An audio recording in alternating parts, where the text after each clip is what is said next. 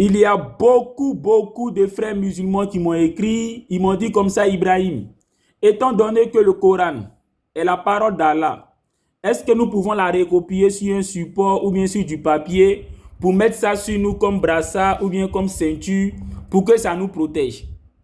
Alors aujourd'hui, alhamdoulilah, nous allons essayer d'apporter une réponse, Inch'Allah.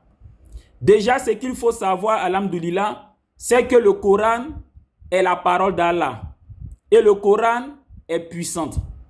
Allah nous dit dans la sourate 10, le verset 57, ô gens, une exhortation parlant du Coran vous est venue de votre Seigneur. Une guérison pour ce qui est dans les poitrines. Un guide et une miséricorde pour les pieux. Et donc là, Allah nous dit dans la sourate 10, le verset 57, que le Coran est une guérison, c'est-à-dire un remède pour tous les maux qui sont dans les poitrines. Quand on parle des maux qui sont dans les poitrines, on fait allusion à tout ce qui est maladie émotionnelle ou encore à tout ce qui est maladie mystique. Donc là, Allah nous dit dans la sourate 10, le verset 57, que le Coran est une guérison, un remède pour toutes ces maladies-là qui sont dans les poitrines, que ce soit les maladies émotionnelles ou encore les maladies mystiques. Mais comment le Coran protège? C'est pas en écrivant le Coran sur un support pour mettre cela sur soi comme un brassard ou bien pour mettre cela sur soi comme une ceinture. C'est pas comme ça que le Coran protège. Je m'explique.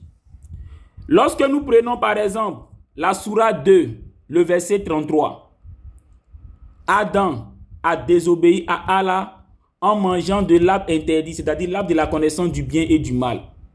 Et quand Adam a désobéi, Adam ne savait plus quoi dire à Allah pour implorer son pardon. La sourate 2, le verset 33 dit, Allah, voyant que Adam ne savait pas quoi lui dire pour implorer son pardon, Allah lui-même lui a mis dans la bouche ce qu'il devait lui dire à lui, Allah, pour que lui, Allah, le pardonne. Donc Allah l'a inspiré.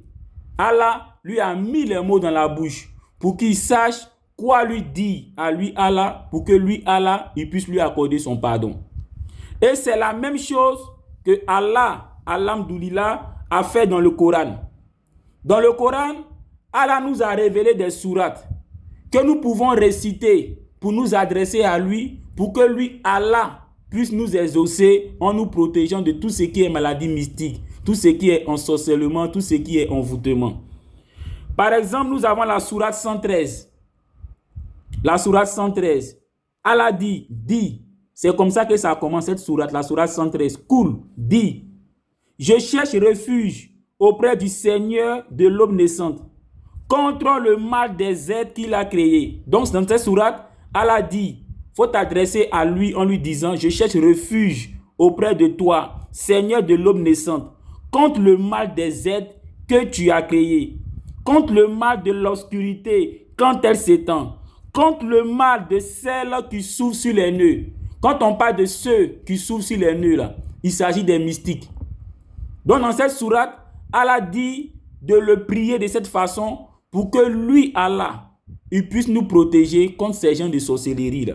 Donc on peut simplement s'adresser à Allah dans la prière en récitant, en répétant, on va dire la sourate 113 par exemple. Et Allah va nous exaucer comme il l'a fait pour Adam en lui mettant dans la bouche ce qu'il devait dire à Allah pour que lui, Allah, puisse lui accorder son pardon. À part la sourate 113, il y a aussi la sourate 114. C'est ce qu'on appelle la sourate Anas ou encore les hommes.